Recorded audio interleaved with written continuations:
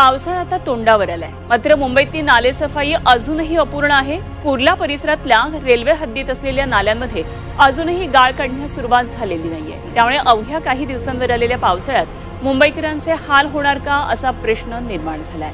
पावसाळ्यापूर्वी मुंबईत महापालिका आणि रेल्वे प्रशासन यांनी आपल्या हद्दीतले नालेसफाई झाल्याचा दावा केला, मात्र प्रत्यक्षात ही नालेसफाई झाली नाही असं पाहायला मिळतंय। मुंबईतल्या वांद्रे रेल्वे स्थानकात येणाऱ्या ट्रॅक दरम्यानच्या नाल्यात घाणीचं साम्राज्य पाहायला मिळतंय।